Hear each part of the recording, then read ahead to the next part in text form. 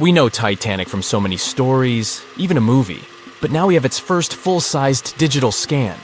And nope, it's not like those models from before, where we mostly imagined what the ship was supposed to be like. This time we got a real digital scan. A team of experts really mapped the deep-sea floor around the Titanic together with the ship itself. We basically got a 3D view of the entire wreck, which is like going deep down beneath the ocean's surface and seeing Titanic as if all the water has been drained away. So, the story of the wreck started in 1985, 73 years after the Titanic went down. The explorer named Robert Ballard stumbled upon it somewhere between two submarines that also went down in that area. He was actually on a different task back then, so he didn't even have time to explore the ship properly. But as he was searching for the submarines, he realized how ocean currents affect sinking debris. He noticed the heaviest object sank quickly and left a trail of debris behind, the trail that followed the currents. Using this knowledge, Ballard made a hypothesis the Titanic had broken in two and left a debris trail as it sank. Before he found the wreck, everyone thought the ship just went down in one piece after hitting an iceberg. So everyone knew where the ship was so the adventure could start, or not. It was hard to explore it. The ship is enormous, and the dark depths of the ocean make it really difficult to capture its whole body in one go. So we mostly relied on glimpses of the decaying ship, and had to settle with teasing scattered parts of the whole picture and filling it up with speculations and stories. But in the summer of 2022, we finally got something different. A team of experts from Magellan Loaded, a company specializing in mapping the deep sea, teamed up with Atlantic Productions, who were making a documentary about the project. They embarked on a mission to capture the complete view of the Titanic. They used submersibles. Those are vehicles that go underwater, remotely controlled by a team of skilled explorers. These submersibles dove deep into the ocean. It wasn't an easy job. They spent over 200 hours collecting information about the entire length and breadth of the wreck. It was like a real-life treasure hunt. But instead of finding gold and jewels, they took something even more precious. Over 700,000 images of the Titanic from every angle possible. Yup, they took photos of every tiny part of the ship, even the not-so-interesting bits most of us would usually skip. Even mapping the muddy parts was an important part, because it helped fill in the gaps between the more exciting things they discovered. And this was a way for all of us to finally get a detailed 3D reconstruction. Even though it's been more than 100 years, you can still recognize the bow of the Titanic, covered in rust that hangs down like stalactites. On top of the bow is the boat deck, where a big hole gives us a glimpse into the empty space where the grand staircase once stood, like a window into the ship's glamorous past. Its stern is now a wild mess of twisted metal. As the Titanic went down, this part collapsed and spiraled into the seabed. The bow and the stern ended up separated by about 2,600 feet. There's a vast field of debris surrounding this giant, stuck on the seafloor. This debris is like a scattered treasure trove, full of intricate metalwork from the ship, statues, and even unopened champagne bottles. There are also personal belongings that went down together with the ship, like dozens of shoes resting across the seafloor. It was a tough task to do, go down and take all those pictures. It may not sound that hard at first, considering it was the vehicle that really immersed itself into such deep parts of the ocean, not the people. But studying the ocean is hard. We haven't explored, mapped, or even seen over 80% of it. The conditions are harsh, and the pressure becomes more intense the deeper you go. And their vehicle had to dive down to nearly 13,120 feet below the surface. That's like 12 Eiffel Towers stacked on top of each other. Plus, you have strong currents in that area, so it was probably like trying to navigate through a watery maze. And submersibles weren't supposed to touch anything. Even the slightest wrong step can damage the wreck that was already so fragile. It seems like the Titanic is frozen in time, so it will always be there waiting for us. But in reality, it's slowly disappearing. It's pretty obvious that the ocean water ruined it considering how long it has been down there. But it's not just that. The wreck itself has become a home for a specific type of Bacteria Halomonas titanicae that even got named after the famous ship. These bacteria have a special ability. They can survive inside rusty formations known as rusticles. They kind of look like icicles, those spikes of ice that form when water falls from something and freezes.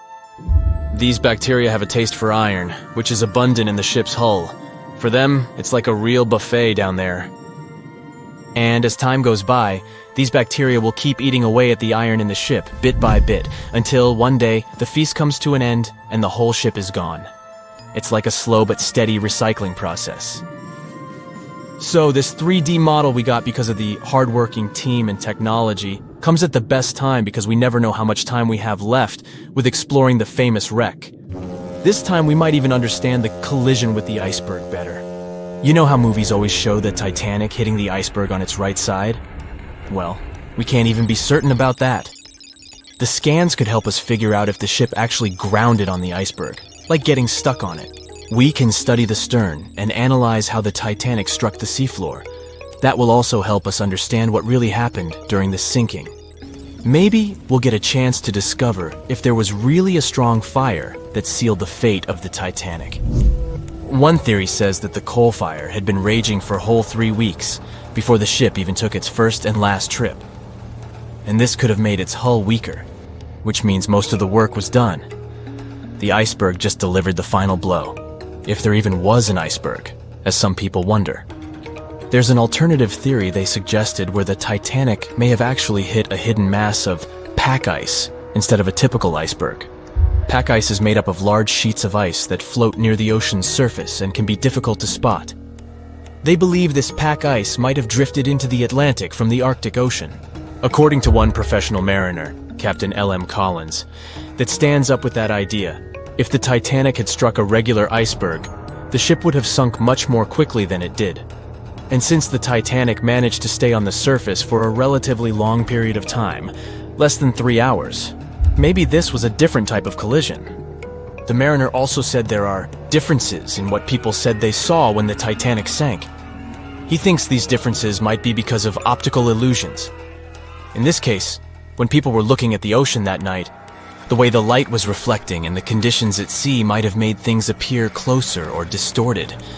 So when they saw something in the water, it might not have been exactly what they thought it was. Whether it was an iceberg or something else. Binoculars might have helped the crew members to spot the potential danger, but unfortunately, they didn't have any. It appears they were locked inside a cabinet, and no one knew where the key was. Have you ever wondered how much of the Titanic is left these days?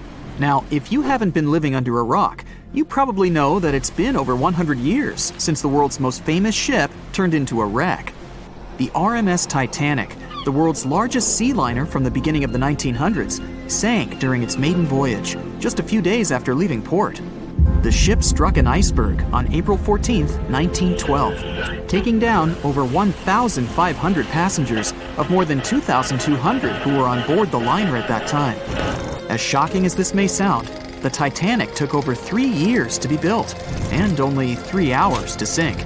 And if it were today, the ship would have cost over $210 million to be made. It was last seen on the surface of the Atlantic at 2:20 a.m., and for many decades, that was the last time people saw it. It wasn't until 1985 that the whereabouts of the ship were discovered by oceanographer Robert Ballard, and some parts of the Titanic became visible once again. One of the first discoveries made by Ballard's expedition was that the ship was indeed torn in half before sinking. The early exploratory missions to the part of the ocean floor where the Titanic now lies could only see the hull and the deck of the ship. According to Ballard, the main purpose of these missions was to understand how to preserve the ruins from deteriorating. Another goal was to recover the huge number of personal items scattered along the seabed. The explorer later said the view down there was as shocking as it was emotional.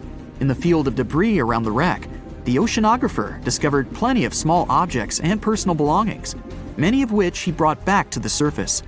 There were shoes, some fancier than others. There were pieces of clothing that belonged to crew members, and there were huge propellers. If on the surface they gleamed and shined, on the ocean floor they were embedded and devoured by sand. Ballard pointed out that the area where kitchenware was scattered measured more than a mile in length. There were enough plates, pots, and pans to fill up an entire industrial kitchen. For the first time ever, 3D animation footage reveals exciting images. The simulations show the Titanic's evolution from when she first set sail in 1912 until the state of her ruins today. But simulations weren't enough for deep-sea explorer James Cameron. who envisioned traveling to the heart of the wreck for the first time ever in the history of the ship. Yep, the same James Cameron who happens to be the director of a very famous movie about the ship. He has now dived 33 times to visit the wreck of the Titanic. Here's some fun trivia for you. The director says that his true passion has always been the ocean, and that ever since he was a kid, he wanted to study the sea. Directing, let's say, just happened to be his day job. And when the possibility of directing Titanic appeared, he said yes, just so that he could go and check out the ruins of the ship in real life. Now back to the wreck. According to James Cameron, it wasn't enough for researchers to access only the exterior of the ship.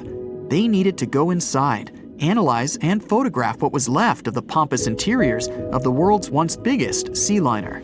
Cameron piloted an innovative robot vehicle equipped with cameras. It helped the man to reveal spaces in the Titanic that no one had ever seen before since the ship touched the bottom. Turkish baths, for instance, still had their tiled walls standing up almost in all their entirety. These baths were exclusively for first-class passengers. They were located right next to the swimming bath and the third-class dining room, and were designed in the Moorish style. People resting there could get heating blankets and ask waiters to bring them anything they needed. If the pictures from before the disaster were astonishing, they carry a different kind of wow factor now, when everything you see in them is hidden underneath the surface of the water. Another shocking discovery was the ship's mast. If we look at the Titanic in its pre-sinking glory, the mast calls much of one's attention. Located on the bow of the huge ship, the mast held together the transmission cables for the Marconi system, a system of wireless telegraphy. That's also where the British merchant flag the Titanic flew was located. The mast stood at the height of a bit more than 100 feet and was equipped with a crow's nest. Nowadays, the mast is unrecognizable. Attacked by corrosion, it collapsed. The crow's nest broke apart too. Now we can see why the modern-day Titanic is a real treasure for deep-sea explorers. But as the wreck of the ship lies at an approximate depth of 12,500 feet, sunlight is non-existent there. So, piloted missions depend on high-end technological equipment to survey the area. Why do you think the Titanic went missing from the public eye for over 70 years? Well, because at that time, technology wasn't advanced enough for people to go down there, as well as bring back good footage of the wreck. Filmmakers were the ones who drove this technology to its advance by trying to film underwater. They began by building boxes to put their cameras inside. And now, deep-sea photography is highly advanced and allows us to marvel at the awesomeness of underwater life. Of course, taking pictures under the sea is no easy feat. For one thing, to withstand that crazy underwater pressure, submarines need to be really strong and have thick walls, no thinner than 11 inches. Plus, explorers need to understand how to film and photograph when there's almost no light around. There was another thing that made documenting the Titanic even more difficult.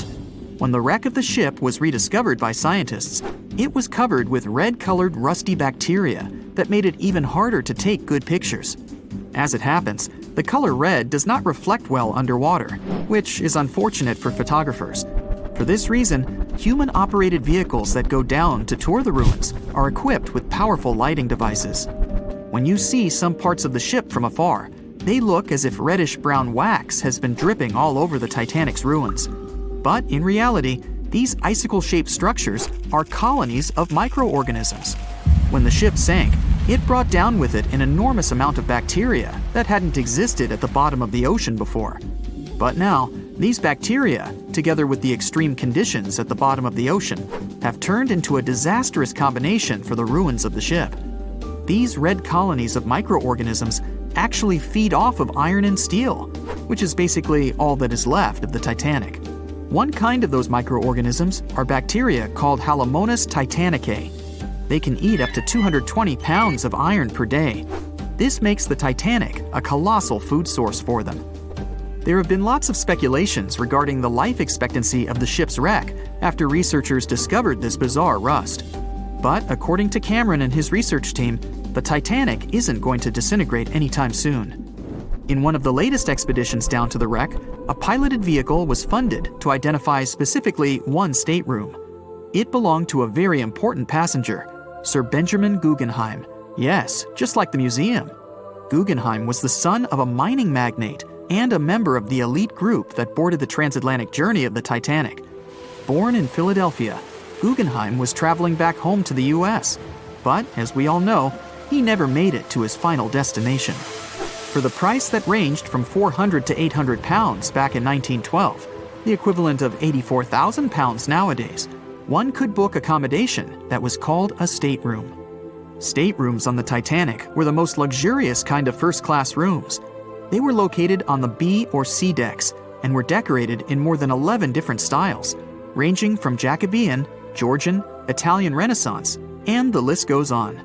These rooms were filled with carved paneling and marquetry made from exotic and rare kinds of wood, such as mahogany, oak, and so on. Guggenheim occupied one of these luxurious rooms, and 100 years later, one of his descendants funded an entire mission just to locate the precise stateroom the man stayed in. This expedition turned into a documentary for National Geographic, and they did manage to identify which stateroom was Guggenheim's, so kudos for them. April 14th, 1912. The Titanic crashed into a huge iceberg and sank. Yep, we've covered that. But what if this time we use the ice to bring the ship to the surface? This requires several thousand feet of wire mesh and a lot of liquid nitrogen. Our goal is to put the Titanic in a huge block of ice that will raise the ship to the surface. Now to do this, you need to wrap the wreck in a wire mesh and cover it with liquid nitrogen. The first problem you face is the inability to wrap the ship completely. You need to somehow lift the ship a little to put the mesh under it. Let's say that by some miracle you manage to do so. Next, you need to transport hundreds of large tanks of liquid nitrogen. You're underwater, opening the tanks, and it's so cold that the icy water of the Atlantic Ocean looks like it's boiling. The nitrogen just sizzles, dissipates, and certainly doesn't create a block of ice around the mesh. Alright, new attempt. Raise the Titanic with the help of huge magnets. For this, you need a large cruiser and some powerful magnets. You attach thick cables to the magnets and lower them to the bottom. Bright projectors illuminate the black ocean depths. Parts of the wreck are visible. The magnets descend lower and cling to the iron hull of the ship. The cruiser pulls the cables and magnets up. Some of them detach from the Titanic as the iron surface is covered with reefs and corals. Some parts of the wreck break away from the ship and rise. The power of the cruiser is not enough. One of the cables is torn. Not only the weight of the individual parts of the Titanic, but also the colossal water pressure interferes with the operation. The sunken ship can't be raised completely, only its small parts. In reality, there has already been an attempt to raise the Titanic in parts. The $5 million operation failed. Nylon slings were attached to a large part of the wreck. The other ends of the slings were connected to the diesel engines. For the entire operation, they used a mini submarine. A piece of the Titanic weighing 21 tons was pulled up, but one of the slings broke because of the strong water pressure. Then, one by one, the other cables began to snap, and a huge piece fell back to the seafloor. By this time, all the participants of the rescue operation had run out of food supplies, and it was far from the nearest shore, so they decided not to make a second attempt. A book was written and a movie was made about how the Titanic was lifted with compressed air. In reality, no one even attempted this operation. To do this, you'd need several hundred large cylinders of compressed air. At first, you install them inside the Titanic's hull and wait for them to pull the ship to the surface. As soon as you lower the cylinders under the water, they immediately float upwards. This greatly complicates the operation. You need to fasten the cylinders with cables and pull them down to the bottom using a powerful submarine, or better yet, several of them. Because of the high pressure, the cylinders might burst. In this case, the blast wave would hit other cylinders and provoke a catastrophe. Too expensive and unsafe. The most expensive and complex plan to raise the Titanic is probably the one where scientists somehow extract hydrogen and oxygen from the ocean water. Then, these extracted elements must fill special containers. Those containers are attached to the ship, and the Titanic would rise to the surface. Even if you extract oxygen and hydrogen from millions of tons of water, the rest of the ocean water will replace it. A machine that will be capable of such filtering should cost billions of dollars. Or you can come up with a chemical element that will use a chain reaction to purify all the water. In this case, the entire world ocean will be left without vital oxygen. Someone once suggested blowing up the Titanic. You'd need to lower several boxes of dynamite to the ocean floor. The boxes must be completely sealed to prevent the dynamite from getting wet. Next, you need to run several miles of wire conducting an electrical current to them.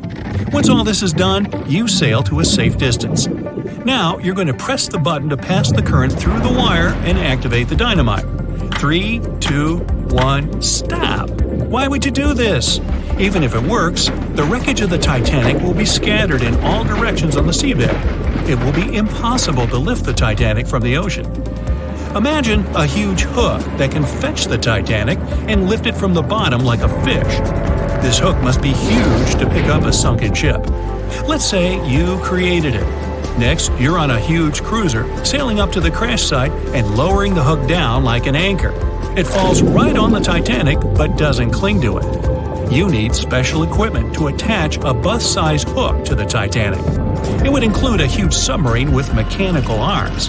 To build such a device and make it work under enormous pressure is already next to impossible. But let's say you finally managed to hook the Titanic. It's then you realize the cruiser doesn't have enough power to lift the ship, weighing more than 50 tons, and the hook that adds about 10 tons more. To complete your task, you'll need a few more cruisers and a few extra $1 million. Once hot wax cools, it hardens and floats on the water surface. What if we deliver it to the ocean floor and pour it inside the Titanic? This may work, given that wax is not an expensive material.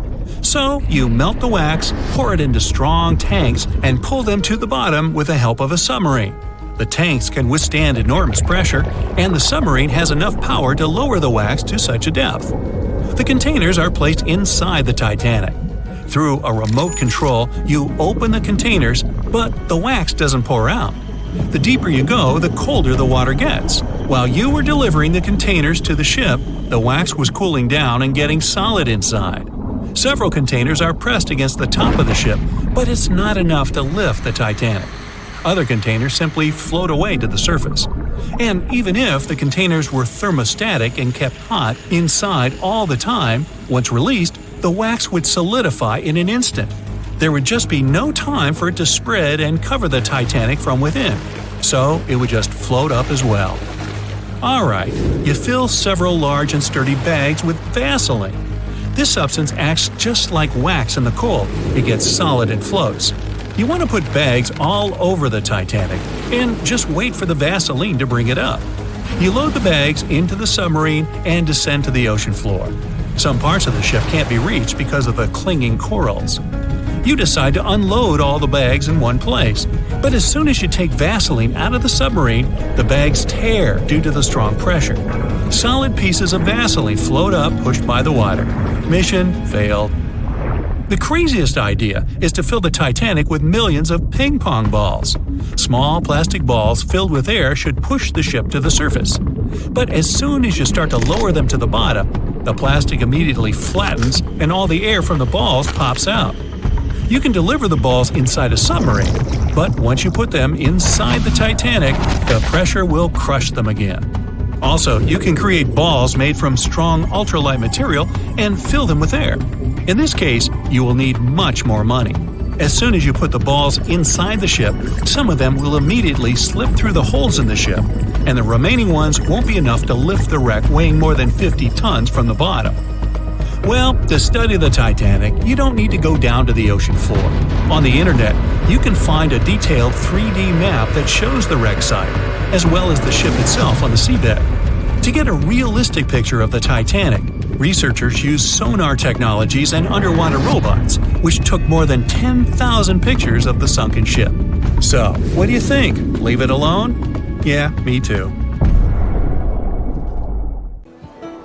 On April 10, 1912, crowds gathered at Southampton Beach to wave off what was, at the time, the world's largest and most prestigious ship, the RMS Titanic. The cost of the most expensive first-class parlor ticket was $4,350. That's around $70,000 in today's money. But barely 5 days after steaming away, the ship was swallowed by the Atlantic Ocean. So let's rewind and go back to what actually happened on that fateful night. The captain wanted to set a speed record for the ship's maiden voyage and arrive early. The ship was deemed unsinkable, so he went full throttle into the dark Arctic waters. After spotting the 100-foot iceberg, the crew desperately tried to steer the vessel away and avoid the collision, but the Titanic was traveling too fast, and the iceberg tore down the side of the ship, creating a huge opening in the hull. It wasn't a continuous rip, and damage was caused in several places. In total, the damage spanned along an area of around 300 feet.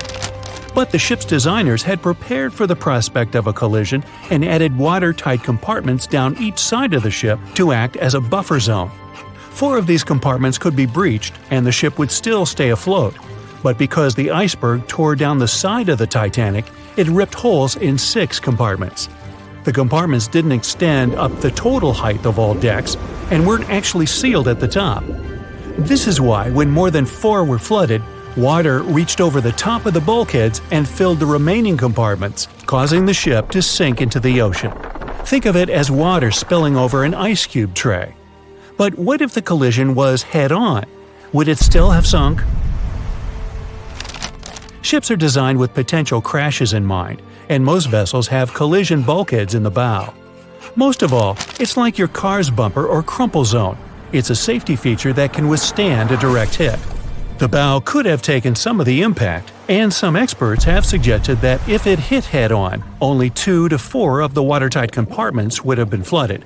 So, in theory, the Titanic might not have sunk, and it might have even been able to continue sailing to its final destination at a much slower speed. The force of impact would likely have been huge, though. But although passengers would have been injured by the force, they'd have been able to stay on the ship to wait to be rescued by other ships, rather than being forced into the icy waters of the Atlantic. Still, one of the Titanic's designers, Edward Wilding, suggested that the force of the impact might not have actually been that big. He told the British Inquiry that lots of people scarcely felt the collision, and he believed the ship would not have sunk if it did hit the iceberg head-on. The ship was also designed with remotely operated watertight doors between all compartments, so any floods could have been quickly sorted out. Because Titanic had 6 breaches from the side collision, and because it happened so quickly, sealing the doors wouldn't have made a difference, as it was essentially impossible to save it by that point. The ship immediately began to flood, with water pouring in at a rate of roughly 7 tons per second, 15 times faster than it could be pumped out. So, while it sounds like the Titanic would have survived had the ship hit the iceberg head-on, this idea does come with some issues. First off, the collision bulkheads were designed to survive a crash with another ship, not a giant iceberg. If 2 ships collided, both would absorb some of the impact in their bulkheads, sharing the impact and likely staying afloat. But an iceberg is stationary, meaning that Titanic would absorb most of the energy from the collision. If Titanic hit head first, because of the speed it was traveling, the impact would have likely traveled down the whole body of the ship. Just imagine a 46,000-ton ship traveling at around 20 knots.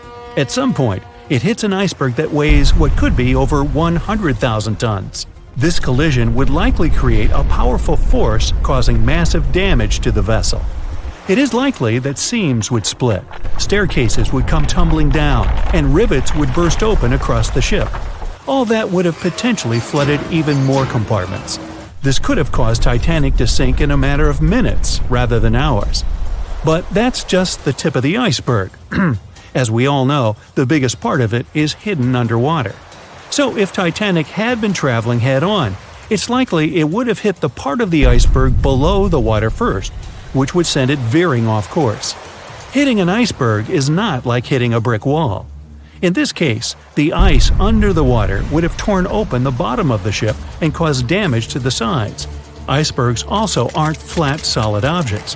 If a flat collision happened, the ship might have stayed afloat, but icebergs come in many shapes and sizes, from domes to wedges. Studies have also been done on the steel used to produce Titanic, and the tests show the metal was about 10 times more brittle than the steel we use today. The ship was built before we understood the effects of low temperature on steel. The old steel used to make the vessel would not bend when faced with freezing temperatures, but break. Recovered pieces of Titanic's hull plates show that the hull just shattered on impact. Hitting head-on would also cause a very severe and abrupt stop, so even if the ship hadn't sunk, there would still have been major issues. Think about when you suddenly hit the brakes on your car, or when the bus stops while you're walking down the aisle and you get flung forward. Passengers would have been thrown across the ship, and because the crash happened at night, most people were sleeping, so wouldn't be able to effectively prepare for any sort of impact. This would result in injuries for most people on board. It would be especially bad for those at the front of the ship, where the accommodation for the off-duty firefighters, greasers, and engineers was. But while passengers and off-duty crew may have been thrown out of bed, there would be a lot more survivors than in the original scenario. Many ships have had head-on collisions and made it back to shore. Not many people know that Titanic actually had two sister ships. The White Star Line, the company that built Titanic, also built vessels called Britannic and Olympic. Captained by Edward J. Smith, who would later helm Titanic, the Olympic set off on its maiden voyage in June 1911. But much like Ford's sister ship, disaster was just around the corner. On its fifth commercial voyage, Olympic collided with a Royal Navy ship, HMS Hawke. While the Olympic received damage to its side, Hawke crashed into the other vessel head-on.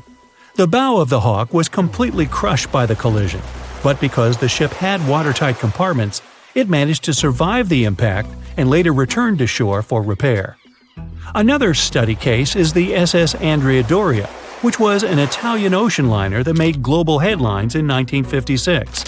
Like the Titanic, the Andrea Doria was heading for New York City on its 101st voyage when disaster struck. On July 25th, the vessel collided with the 524-foot Swedish passenger liner Stockholm.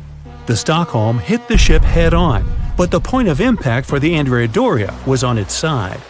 The front of the Stockholm was completely smashed, but because the impact was on its hull, it managed to survive. The Andrea Doria, however, sadly sank due to the collision being on the side of the ship. So these cases could suggest that maybe the Titanic would have survived had it hit the iceberg head-on. But we have to remember that the Titanic hit the thing full speed, whereas both the Olympic and the Andrea Doria were traveling slower.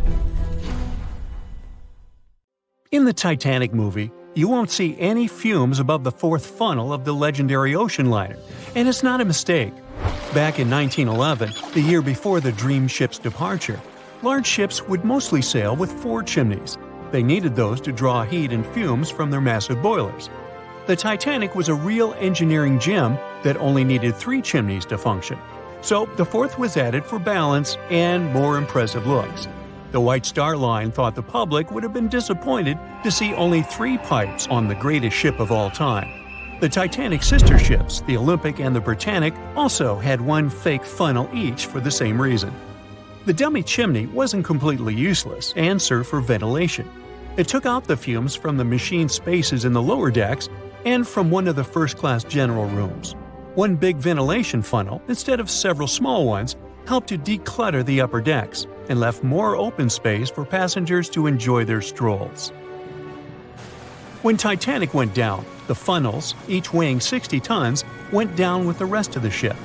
They were made extra tall to make sure the passengers weren't covered in the soot being ejected. Their height and weight let them stay in the upright position. The forward funnel, followed by the others, fell only when the ship went for the final dive. Those chimneys were much lighter than the bow, so they spread among other debris.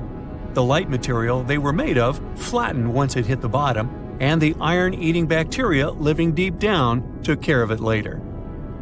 The bow of Titanic remained intact when it hit the seabed, but the stern was completely mangled.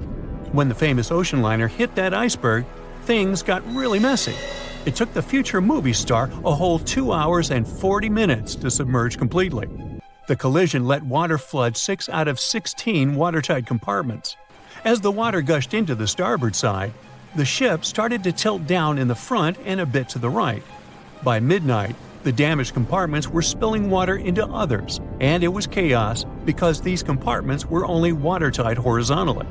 Soon enough, water started flooding through the anchor chain holes, and by 2 a.m., the bow was sinking, and the stern's propellers were lifted out of the water.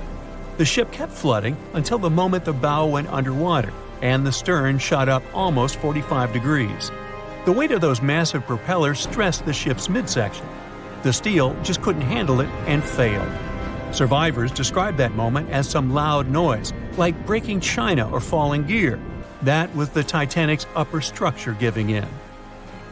By 12 past 2 a.m., the bow and stern were only connected by the inner bottom structure. Minutes later, the bow, weighing almost 16,000 tons, broke loose from the stern. The stern rose sharply to an almost vertical position and started sinking slowly. By 2:20, it disappeared underwater. The bow was cruising down at about 13 miles per hour and had hit the ocean floor almost a half an hour before the stern. The two parts of the Titanic now lie 2,000 feet apart, pointing in different directions. The bow remained mostly intact, just covered in mud. The stern turned into a tangled wreck because of the implosions it went through during the descent. The air trapped within the structure just couldn't handle the increasing pressure of the water deep down. Signal rockets played a big part in the Titanic's tragedy. When a ship goes down, you're supposed to shoot up red flares to signal trouble. But someone decided to stock Titanic with white lights instead of the usual red ones. So when the ship smacked into that iceberg, the crew fired off white flares. The SS Californian was passing nearby, and his captain knew the Titanic was in a dangerous iceberg zone. The crew didn't spot the sinking Titanic, but they sure saw those white rockets. The radio between the ships was useless because the Californian's operator switched it off. The captain had a gut feeling something was off, so he flashed a Morse code light signal at Titanic. But he received no reply because the Titanic had already gone underwater. There was another ship, Samson, sailing alongside the Titanic. It had plenty of illegally hunted frozen seal meat from Canadian waters abroad, so it was sailing with lights off to remain unnoticed. When they saw the Titanic's white rockets, they thought it was the Coast Guard and zoomed away. Samson didn't have a radio, so they couldn't find out about the ongoing disaster. The crew got the news about Titanic only when they got to the coast of Iceland the following month. There have been many theories to explain the Titanic tragedy, and one of the recent ones says that there was a fire involved. An Irish journalist went full detective for decades, digging into the mystery, and stumbled upon a game-changer. He came across a photo album that had been hiding from the public for a century after the tragedy. In the pictures, taken at the Harland and Wolff shipyard in Belfast, Northern Ireland, just over a week before the liner sailed, you can clearly see a massive 30-foot black spot on the ship's hull. Maloney researched the photos and eyewitness testimony from the time and claimed that a fire spontaneously broke out inside of one of Titanic's enormous coal bunkers. It was raging for a whole 3 weeks and messed with the metal, critically weakening a crucial segment of the ship's hull. Back then, most ships had just one hull, so it was the only skin the Titanic had. That's why the iceberg managed to punch a hole through the ship so easily. If it hadn't been for the fire, the Titanic might have shrugged off that iceberg collision. The company operating the liner knew about the fire, but they decided to conceal that fact. They didn't want any negative stories in the press as they faced some serious competition in transatlantic voyages. The Titanic was sold out, so they stocked up on coal and made it sail. The moon might have also played a role in the sinking. Our satellite heavily affects tides on the Earth. The closer it is to our planet, the stronger the tides are because of the increasing gravity of the moon. Back in 1912, the moon was so close it made several glaciers in Greenland break apart. Massive chunks of ice that broke off from the glaciers started floating south. The supermoon event came just 6 minutes after a spring tide. During new and full moons, the alignment of the moon, the Earth, and the Sun makes their combined gravity reach its peak.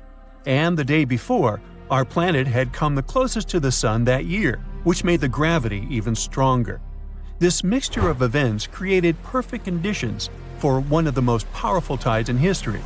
It created the perfect conditions for the icebergs breaking off from Greenland's glaciers to move freely. Opponents of this theory say that the difference in tidal force wasn't actually that big, and it couldn't have been the main cause of the sinking. The iceberg tore down the side of the ship, leaving a huge opening in the hull. It wasn't a continuous rip, and damage was caused in several places. Some experts believe the ship would have survived the iceberg if it had hit head-on. The Titanic had watertight compartments designed to prevent flooding in case of a collision. Only the first 3 or 4 of these compartments would have been flooded. This could have helped save a lot of lives. Supporters of this theory put the blame for the disaster on First Officer William Murdoch. Huge, fast-moving ships don't just turn in a matter of seconds like a speeding car. It takes minutes. When Murdoch realized the collision was inevitable, he tried dodging left to avoid a direct hit. But despite his efforts, the ship still collided with the iceberg. You know the rest.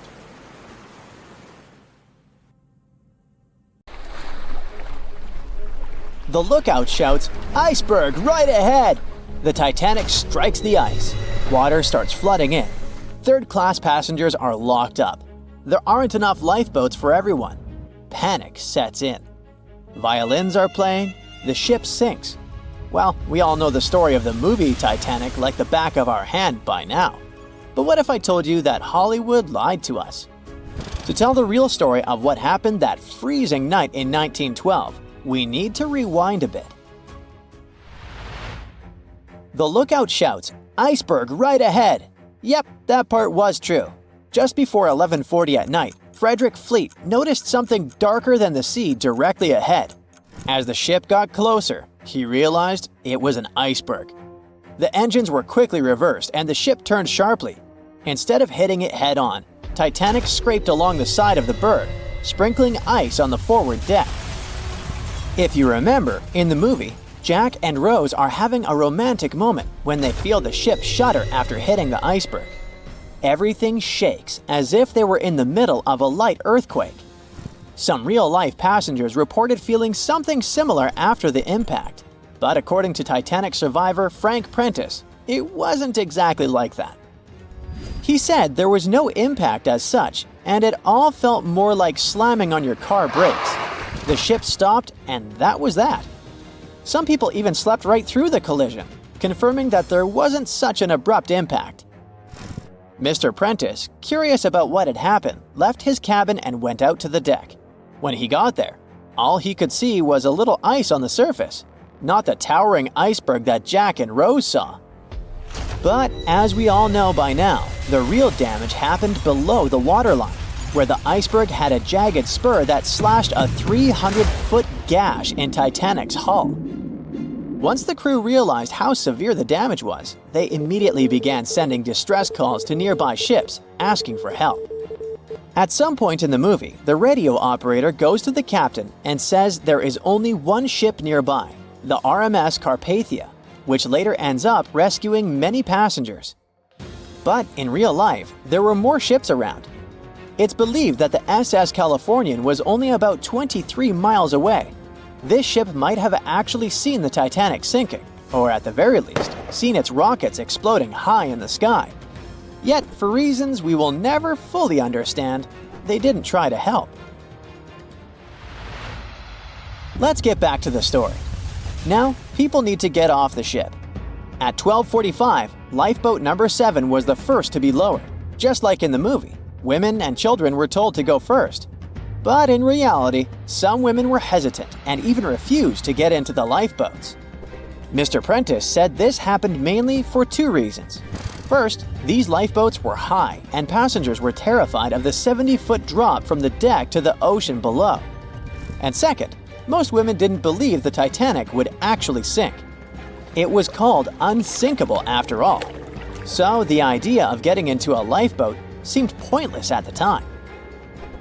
This mindset probably explains why Eloise Smith, a first-class passenger, recalled that there was no panic or chaos at first.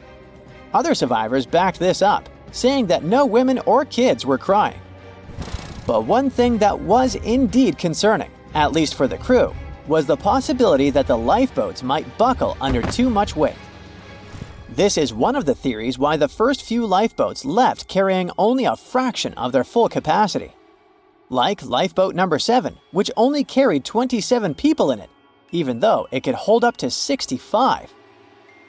In total, Titanic had 20 lifeboats, which could carry about half of the 2,200 people on board that night. But that didn't happen.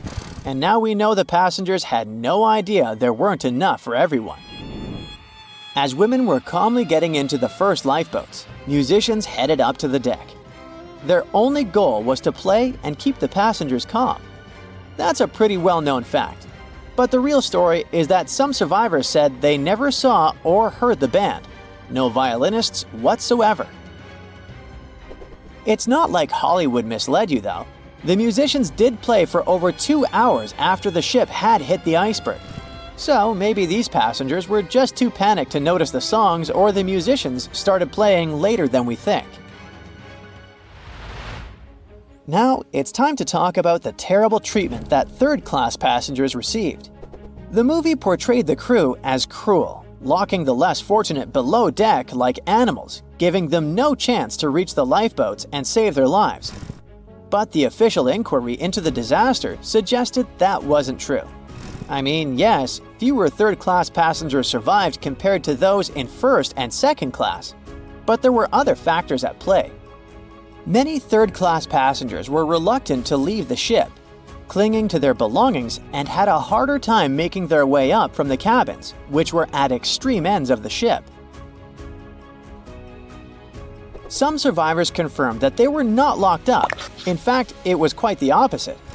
Mrs. George Wabi, a Lebanese woman traveling in third class, said that when chaos had erupted, some brave crew members and well-dressed first-class passengers had actually helped her get up to the first-class deck and eventually onto a lifeboat.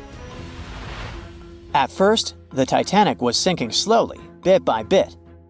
Passengers reported seeing the water rising and hearing pops and cracks. Then, there was a loud boom. Some said there had been just one explosion, while others described it as a series of smaller explosions, which they'd thought had been the bulkheads giving way. And there's also a group of people who said they had only heard a rumbling sound. So not everyone agreed on the sound they had heard, but one thing is a fact. By 2:18 in the morning, the lights on Titanic went out, and the ship plunged into complete darkness. As the bow continued sinking, the stern rose out of the water, putting immense pressure on the middle of the ship. This caused the Titanic to break in two. In James Cameron's movie, this moment is pretty dramatic, with the ship sinking almost straight down into the water. But in reality, the break probably happened at a much lower angle, likely just below the waterline. Even so, it tilted enough that people couldn't stay on their feet and started sliding into the water. One interesting thing is that it wasn't until the wreckage was found in 1985 that it was finally confirmed the Titanic had broken apart. Up until then, survivors had given conflicting stories. At least 8 survivors claimed they had seen the ship split. Emily Ryerson, a first-class passenger, described it as if the Titanic had been sliced in half with a knife. But there was also a small number of witnesses that insisted Titanic had gone down intact. At the time, this theory was more accepted because most people still didn't believe that the supposedly indestructible ship could break in half. So why the conflicting reports? Okay, so what you don't see in the movies, for obvious reasons, is how incredibly dark it was when the tragedy happened. It was like being in a room with no light, where you can only make out shapes and shadows. That's what it was like on the lifeboats. This means passengers couldn't really see what was happening, and most of those who were close to the ship either lost their lives or were too focused on trying to survive to pay attention to the details of the wreck. Although James Cameron's film didn't fully capture how terrifyingly dark the disaster truly was, the 2012 TV series Titanic did a better job of showing the pitch-black horror of that night. Even then, the reality was much darker and more terrifying than either of these two productions could portray. John watched on in disbelief as he drifted away on a piece of wood. In the freezing waters of the Arctic, slowly drifting away. John looked upon the vessel he had worked and lived on as it raised its enormous bow high into the sky, then broke in half, causing a sound that only a crack of lightning could replicate. Distraught and dumbstruck, believing that he, and he alone, knew the dark truth behind the demise of the unsinkable ship, the Titanic. 5 days earlier, as the Titanic set sail on its maiden voyage, John worked hard alongside his mates in the coal bunker, stocking up the coal to feed the Titanic's mighty furnace. They had stocked and stored more than John had ever witnessed on any other ship he'd worked on. But this was the Titanic, the grandest ship to have ever sailed the seas. On the Titanic, there could never be too much coal. As they left Belfast and pushed toward Southampton, there was a large bang below decks that went unnoticed.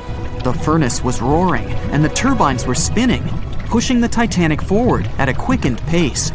The crew cheered as the vessel moved forward, unaware of the loud, concerning noise.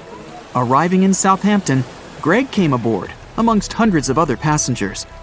With 13 years at sea, his vast experience included the role as a quartermaster on 6 previous ships. Ready for a new challenge aboard the greatest vessel ever made, he was looking forward to this next challenge of his career. Greg came with a wealth of experience, especially with sailing through the Arctic. His role was vital within the crew, understanding the seas around the North Pole. He would be a key lookout as they set to cross the perilous path of the Iceberg Alley. Greg had some concerns regarding the voyage. The Earth's orbit was remarkably close to the Sun and the Moon, causing higher tides. This would make icebergs more prominent, drifting them further away and towards the route of the Titanic as they journeyed to New York. Assessing the lookout tower and inspecting the available gear, Greg found no binoculars. This made him concerned, but the sailors just laughed at Greg. "If the deck is short on ice cubes, we'll be sure to plow right through a berg to resupply." A sailor laughed. Greg didn't share this sentiment. Eager to find out why they had been left short-handed on equipment, since he had such a vital role on the ship, Greg inquired further. Sadly, the officer with the keys to the binocular supply cupboard had been removed from the crew at the last minute. Greg couldn't believe something of this importance had been overlooked. For such a mighty ship with so many people aboard and crossing in a particularly perilous path, this just didn't make sense. But not wanting to be fined for breaking into the ship's property, Greg let it slide, hoping that they wouldn't need the binoculars in the end. Ultimately, if there were icebergs expected, a warning call would be made to the captain, informing of any concerns. Little did Greg know that a warning had been received, notifying of the dangers that awaited. But the telegram didn't provide the required prefix, which would have ensured direct delivery to the captain. So, the critical warning was just overlooked. John and his crew below decks prepared for departure, stoking the engines. He noticed an essence of thick exhaust, far too heavy than what would be expected from the furnaces. The crew searched throughout the lower decks. Following a thorough search, they managed to locate the cause of the exhaust. It was an ignited pile of coal within a coal bunker. Unknown when it had ignited, a buildup of coal had clearly been smoldering, slowly growing in size. The amount of smoldering coal was concerning. The alarm was raised, alerting an officer to review the matter. The officer assessed the damage and confirmed with the captain that it was deemed to be of little concern, as only minor damage had been caused. John was unsure of this assessment, as he knew that in confined spaces, surrounded by iron bulkheads, an oven-like environment arises that intensifies the heat with time. But the Titanic would power forward, making no sense to John as they had only just departed from Southampton. He was sure they would have turned back. John and his crew were ordered to shovel the already lit coal into the furnace and continue shoveling until all the smoldering contents would be contained. It was a possible but painstaking task that could take the entire journey. The continuous intake of coal would ensure the turbines would spin at a constant, accelerated pace, not what the Titanic was designed for. It was meant to be a luxurious passenger liner and not for breaking speed records. However, the crew would find enthusiasm in not only acknowledging the Titanic as unsinkable, but also as the fastest.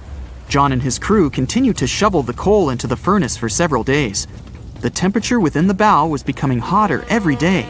The bulkhead's contained heat was so severe that it became weak at the seams in the iron walls and rivets. 2 more days, lads, just 2 more days. John was laughing, trying to raise the spirits of his mates as they were working tirelessly. But as they were all laughing, joking, and looking forward to dry land, they unknowingly approached their final destination. The Titanic was speeding through the calm sea. Greg looked ahead, above in the lookout tower, keeping a keen eye out as they were in iceberg territory now. Even though the way seemed clear, false horizons could occur, creating confusion about how far objects in the distance truly were.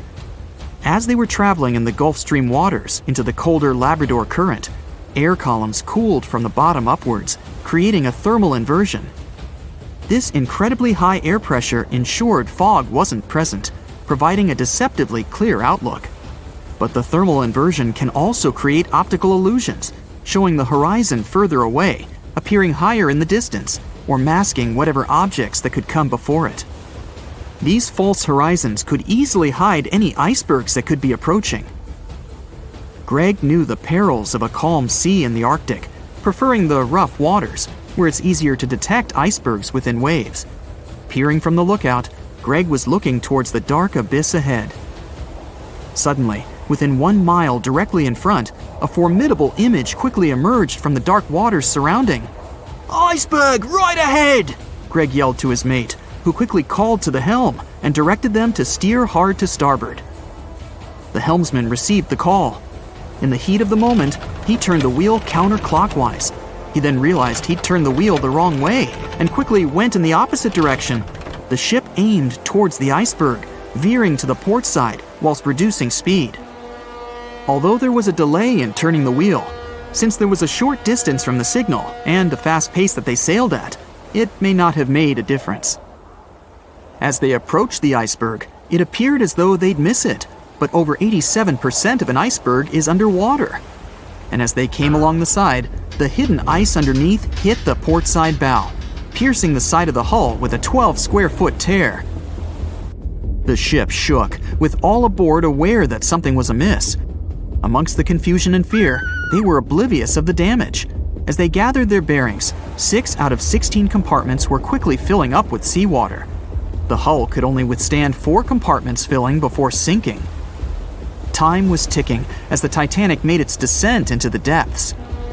The weakened bulkhead with heated steel pillars and rivets broke under the pressure and sudden change of temperature from the ice-cold water. The call was made to abandon the ship.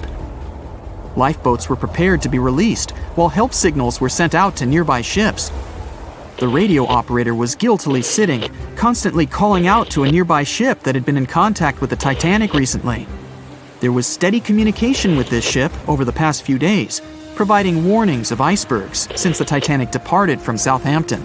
The final warning message received was just 1 hour ago. Upon receiving the final warning, the operator ignorantly responded, "Shut up," with the assumption that their warnings of icebergs were pointless. Following this unfortunate response, the ship turned their radio off and provided radio silence. The closest ship that was responding to their distress signals was 500 miles away, too far to provide any assistance in time.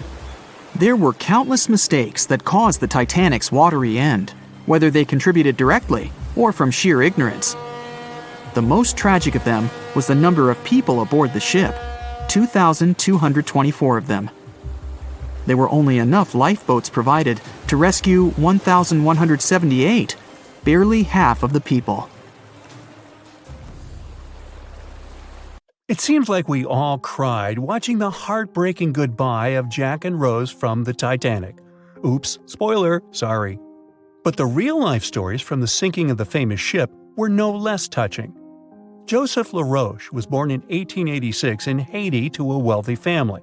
He was growing up without a dad, but his mother was a self-made woman and a respected merchant. His uncle was the head of his country. Joseph was fluent in French, Creole, and English. At the age of 15, Joseph realized he wanted to become an engineer. There were no engineering schools in Haiti, so he moved to France to get his education. The journey took him a whopping 83 days.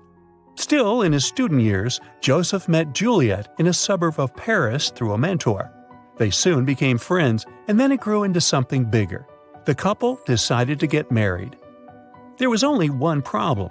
Joseph couldn't find a well-paid qualified job even after completing his studies because of racial discrimination. The intelligent young man realized he could do better. Plus, he needed to provide for his growing family. His third kid was on the way. His uncle back in Haiti promised he'd help Joseph secure a job as a mathematics professor. His mother was overjoyed that her son and his family would be living in Haiti. She bought them first-class tickets for the French liner La France as a reunion gift. But that liner had really weird rules separating parents from their offspring for meals. The LaRoches didn't want to leave their youngsters and make them feel sad on a trip across the ocean. So they decided to trade their first-class tickets for La France for second-class tickets for RMS Titanic's maiden voyage. The Titanic was all the hype, and it didn't separate families, so it looked like a great deal. They planned to change for another ship in New York that would take them straight to their final destination in Haiti. The family boarded the Titanic on April 10, 1912, at Cherbourg. They had 3 days to enjoy the luxurious staterooms, a dining salon, a library, and 3 outdoor promenade decks available to second-class passengers. Juliet sent a letter to her father from Titanic's final stop in Queenston, Ireland. She told him they were more than happy with the accommodation. They had 2 bunks in their cabin and a couch that converted into a bed for their youngest family members. The family made friends with some nice co-passengers with whom they had traveled together from Paris. She thought they had been the only other French people on board, so they sat together for meals. Juliet mentioned they had all spent time together on the deck of the liner. She also wrote the people on board were friendly, although some sources say the family had gone through quite a lot of mean stares, gossip, and remarks. On the night of April 14th, their exciting journey came to an abrupt end. Even though Titanic's wireless operators had received warnings about drifting ice from nearby ships, the liner continued to plow ahead at full throttle. It was around 11:40 p.m. when Titanic's hull collided with the iceberg around 370 miles off the coast of Newfoundland. The practically unsinkable ship was severely under-equipped with lifeboats, enough for only about half of its 2,200 passengers. The nearest rescue ship, the Carpathia, was too far away to help. A steward woke up the LaRoche family and took them to the lifeboats, as Juliet remembered later. She couldn't speak any English, so everything that was going on seemed even scarier to her. A little after midnight, the crew received the order to give priority to women and children when boarding the lifeboats. Juliet later remembered a terrible panic had begun, as people had been pushing each other to get to the desired seat. At some point, she felt they had pulled away her older daughter and thrown her into the abyss. A moment later, she had joined her Simone in the same emptiness. So, pregnant Juliet and her 2 daughters got spots in Lifeboat 14. But they had to say goodbye to Joseph as the boat was being lowered into the sea. He wrapped his coat around Juliet, saying she'd need it, and promised to get in another lifeboat and see her and the little ones again in New York. The 25-year-old Joseph LaRoche didn't manage to stay true to his word. In a couple of hours, Titanic sank underwater, taking the lives of almost 1,500 people. Joseph was one of them. Juliet and the girls were among the 700 survivors who had been rescued by the Cunard liner Carpathia several hours later. Once they reached New York, they were looking through the crowds of people, hoping to see Joseph again. When it became obvious they wouldn't find him, it was time for them to decide what to do and where to go. Without any knowledge of English or money that had gone down with the ship, Juliet managed to survive in America only for 3 weeks, and then had no other choice but to go back to France. Joseph's uncle was no longer able to help them, as others had taken his life 4 months after the Titanic tragedy. In December 1912, Juliet gave birth to a son who she named Joseph after his father. For the rest of her life, she couldn't get over the loss of her beloved husband. That's why she didn't like to speak about what had happened on Titanic and told her children not to mention it. In 1995, a member of the Titanic Historical Society interviewed Louise, who was the last remaining LaRoche child and the last French survivor of the sinking. And that's when the world first heard about this heartbreaking story. It inspired some plays and articles, but it never got the same attention as the story of other passengers. You probably remember the elderly couple going down together in their bed on the Titanic. It was inspired by Isidor and Ida Strauss. They were both born in Germany and emigrated to the United States as kids. They met in New York and got married 5 years later. Isidore started a china and porcelain business with his brother that grew into the glassware department at Macy's and turned them into multimillionaires.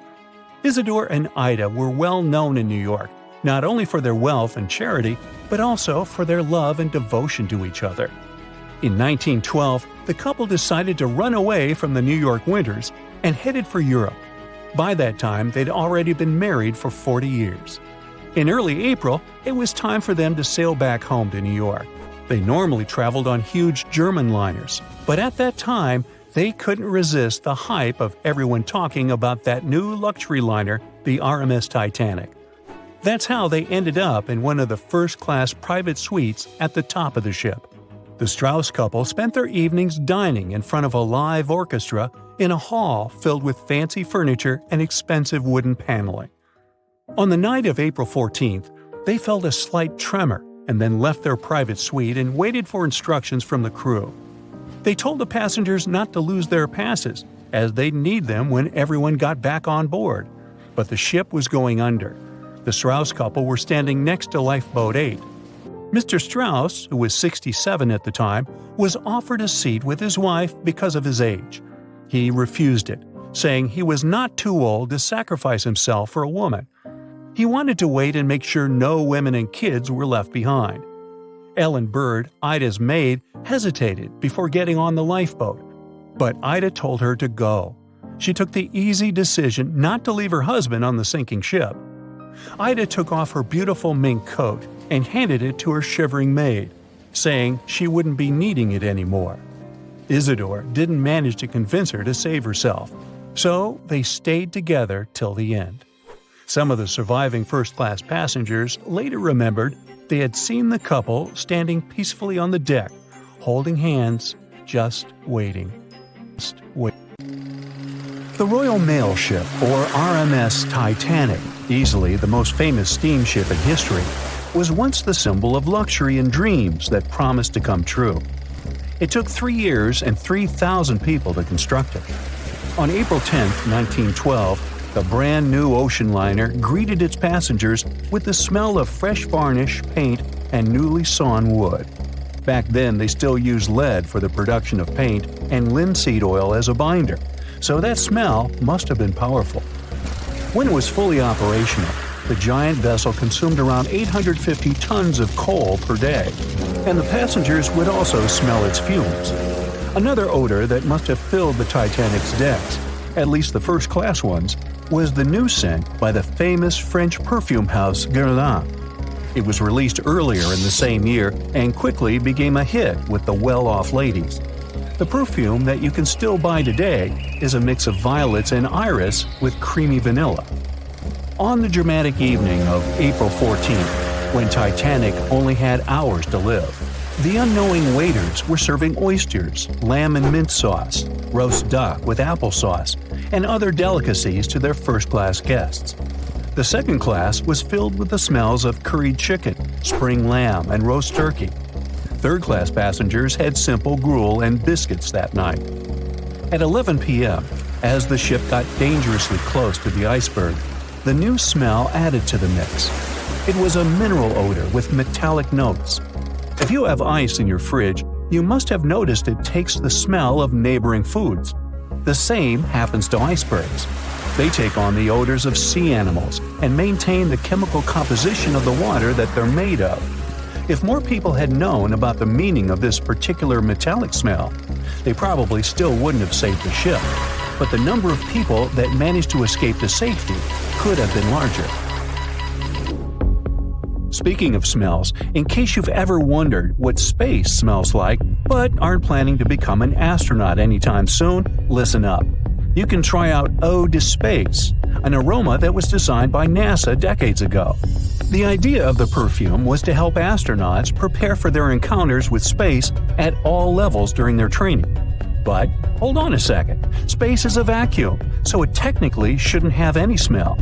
Yet, astronauts who have been out there remembered it as a pleasant metallic odor, something like the smell of welding fumes or burnt gunpowder. They could smell it on their spacesuits after coming back into their spacecraft. We can also guess what other planets smell like based on what their atmospheres are made of. Venus has clouds of sulfuric acid in its atmosphere, so it must smell like rotten eggs. Mars and Uranus also smell like rotten eggs, by the way. Each of the layers of Jupiter's atmosphere is made up of different chemicals. That's why it smells different depending on where you are. Some layers would greet you with a yummy aroma of bitter almonds or marzipan, and others, closer to the top, smell like cleaning products. The remaining planets of the solar system are unlikely to have a distinctive scent because they're mostly odorless gases in their atmospheres. As for our natural satellite, the Moon, the Apollo astronauts claim that its dust smells like gunpowder. The fragrance of fresh-cut grass makes regular mowing it nearly worth it. But did you know that the grass isn't having a great time while you're doing it? In fact, it's sort of screaming for help. And because grass can't scream out loud, it expresses discomfort by releasing a mix of smelly, volatile molecules. It does it to protect itself from insects. Caterpillars and other similar creatures just love to munch on sugary plant snacks. When you mow the grass, it releases jasmonic acid, among other things. It's sort of a signal to parasitic wasps that there is a caterpillar available. These creatures deal with the grass's offenders, and it can keep growing happily ever after. From the point of view of the grass, mowing is not much different from an insect attack, so it protects itself the best way it can. The rain has an easy-to-recognize powerful smell, also known as petrichor. But where does it come from? Turns out some plants secrete oils during drought. The rocks and soil accumulate those oils compounds, and when the raindrops hit, they mix with water and release into the air. Sometimes these oils combine with chemicals produced by bacteria living in the soil. The result of this cooperation is a musky odor you can smell in the woods or in your garden when you turn over the wet soil. Ozone also adds to the smell of rain, especially after thunderstorms. It happens when a lightning bolt's electrical charge splits oxygen and nitrogen molecules in the atmosphere, and they later recombine into ozone. One theory says we enjoy the aroma of rain so much because it's imprinted in our brains. Different cultures have always associated rain with something positive, and we could have inherited that perception. Now, chocolate fans, of which I am one, this is for you. There are flowers that smell exactly like your favorite treat. It's a product of a tropical plant, after all, and since it's impossible to recreate the exact magical scent chocolate has in a perfume, you can plant some chocolate flowers, also known as the green eye lyra leaves, in your garden. These flowers look like daisies with yellow petals around a deep red center. When you pick its petals, the flower releases the delicious smell we all love so much. The leaves and branches of the plant also have the same fragrance. Now, in case I got you interested, you can find the flower in dry soils of Arizona, Texas, Colorado, and other states with similar climates. It blooms all year, and the aroma is strongest on warm days. The bear cat, also known as the biturong, does not only look super cute, but also smells like buttered popcorn. Biturongs prefer to stay alone and use their aroma to mark their territory and find potential partners when they have to. Scientists tried to figure out the secret of their unusual smell and suggested it could come from secretions from the scent glands under the animal's tail. Further research showed that the popcorn smell comes from the bear cat's urine. After the animal answers nature's call, it leaves a scent trail in the trees with its tail that often gets soaked.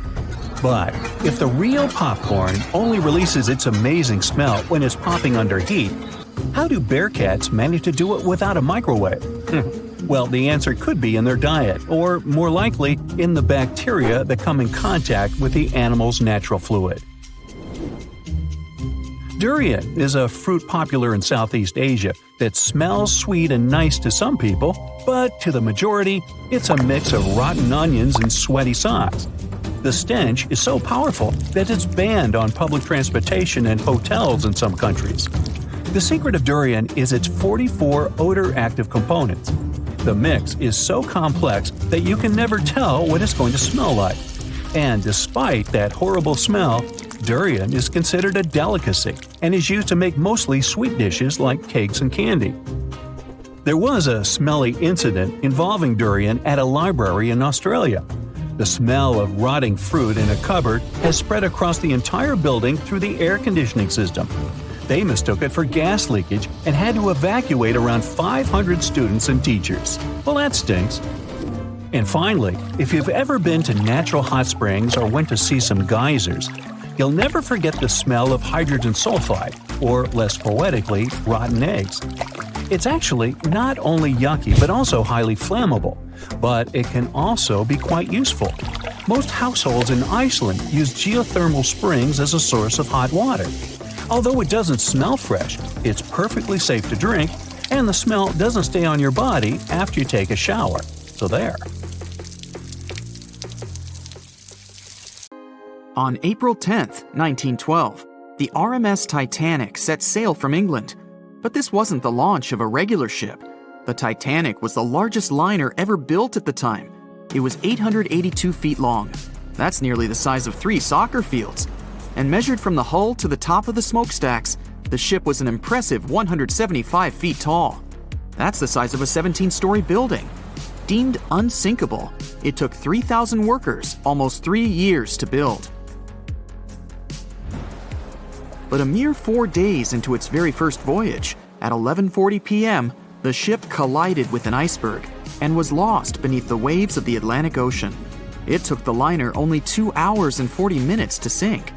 And of more than 2,200 passengers and crew members on board, only 706 survived. The wreck would remain lost for another 73 years, hiding its many secrets within the frigid Atlantic waters. And if it wasn't for a man whose whole life had been devoted to exploring the sea, the giant ship might have remained lost for a lot longer. That man was Robert Ballard. As a child, Ballard was obsessed with the ocean. This fascination started when he was just 12 years old. That's when he watched a film adaptation of Jules Verne's science fiction novel 20,000 Leagues Under the Sea. It had everything to spark a young person's imagination, from adventure and strange creatures to a powerful underwater vehicle called the Nautilus. It could travel anywhere in the world you wanted to go. From that moment, life on dry land was no longer in Ballard's future. When he was 23, he was assigned to the Deep Submergence Group. There, he helped develop techniques to search the ocean floor. His biggest accomplishment was the creation of Alvin. It was a small, easy-to-maneuver submarine that could carry 3 people. It also featured an external mechanical arm designed to gather underwater samples while the crew remained safe and dry inside. Alvin the submarine quickly proved useful for a variety of tasks. For example, once it was used to track down an aircraft that had crashed into the sea. But the vessel experienced a series of setbacks. In one case, it was attacked by a swordfish, which caused the submarine to resurface quickly.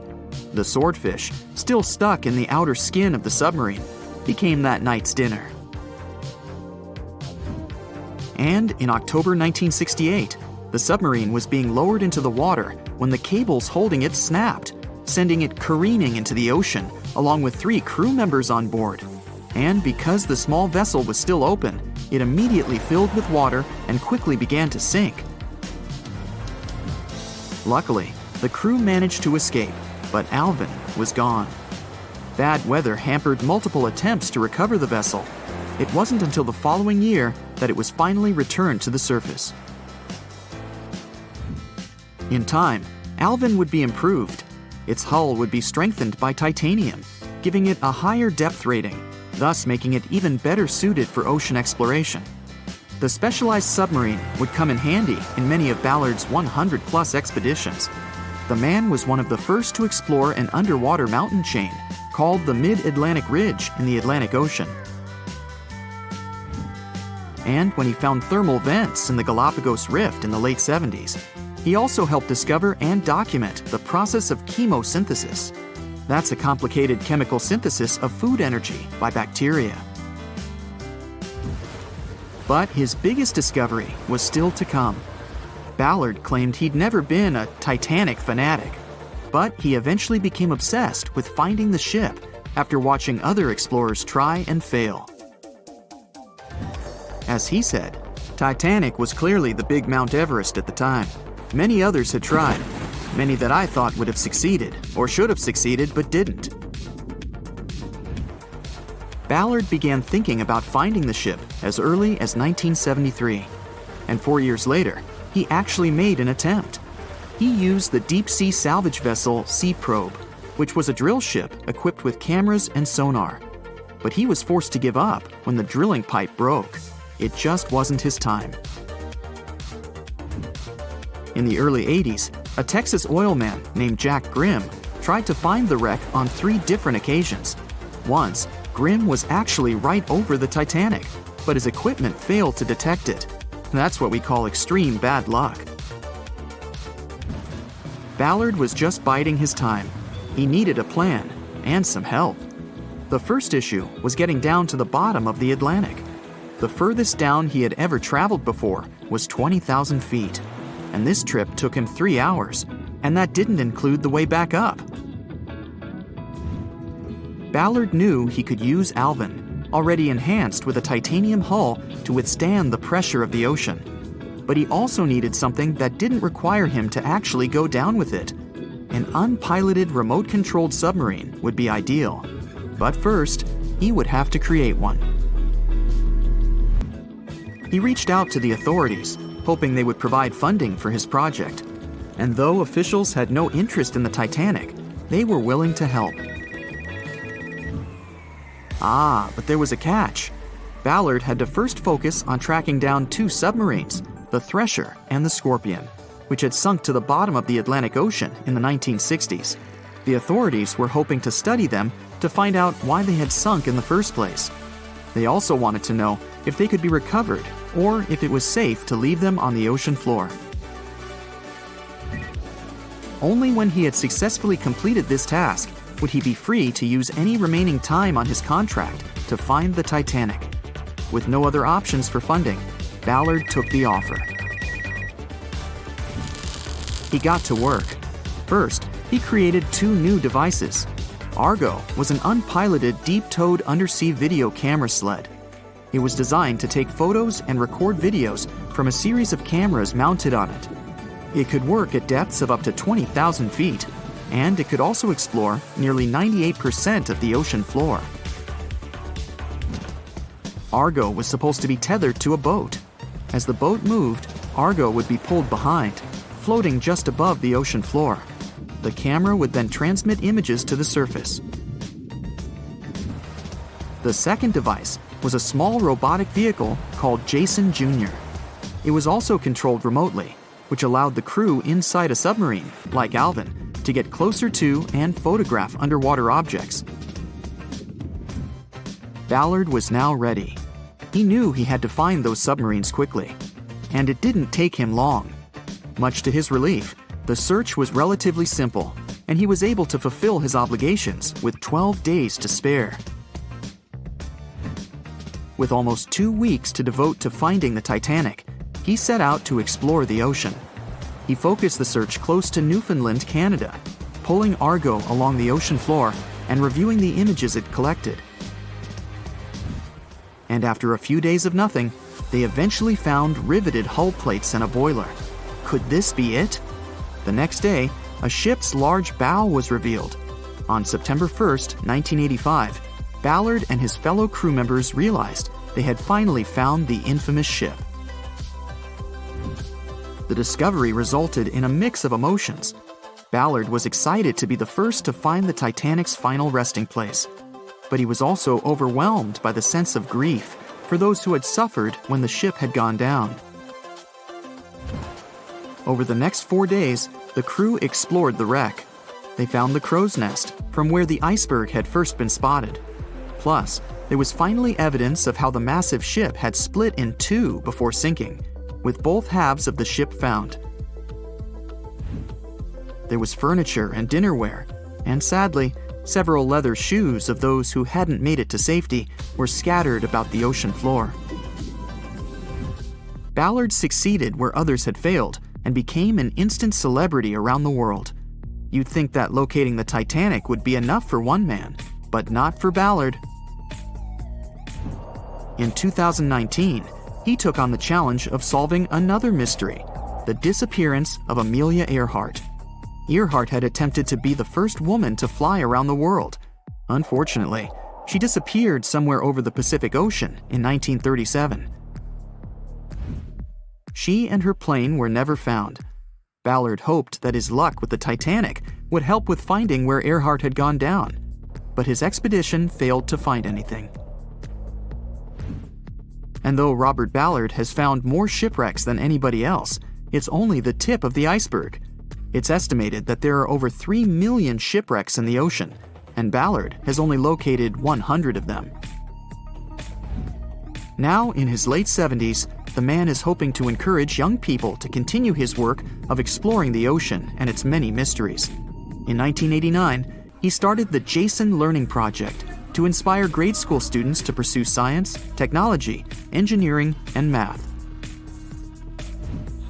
He has his own research vessel called the EV Nautilus, after the name of the submarine in Jules Verne's novel, a fitting tribute to the story that inspired his career.